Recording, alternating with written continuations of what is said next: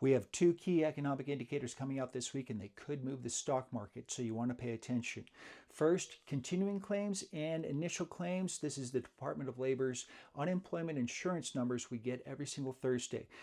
Initial claims so far haven't really been pushing higher, but that could shift quickly because of funding freezes. Now, all those individuals who have been fired within the payrolls of federal employment have been ordered back by judges saying that it's unconstitutional. But it isn't 100% that have been ordered back, so we still are waiting to see those initial claim numbers increase. Continuing claims, after you file your initial claims 1 week, if you remain unemployed, you are added to the continuing claims. Those numbers are trending slightly higher, but we've not seen any significant moves higher there. It isn't so much employment that might drive the initial claims or continuing claims higher as much as it is funding freezes.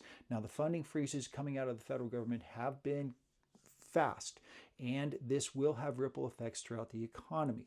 Those funding freezes are going to mean that groups that are dependent on funding from the federal government, no longer getting that money, will have to lay off staff. So be looking for those numbers. The second number we're getting this week that could be really impactful for the stock market is personal incomes, personal expenditures, and the all too crucial personal consumption expenditures price index, or the PCE index. This is the Federal Reserve's favorite number to look at when it comes to inflation data.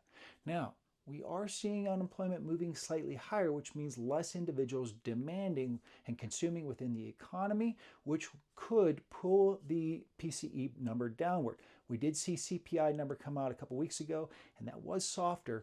The stock market might rally on this data. Personal incomes, we are seeing a slowing in consumer incomes and expenditures. We're also seeing the money supply starting to grow at a much slower pace, which means overall the economy is slowing. So on the one hand, bad news coming out of these data points could actually make the stock market rally somewhat, because it means that the Federal Reserve would have the ability to slow its pace on certain things and actually start lowering interest rates again.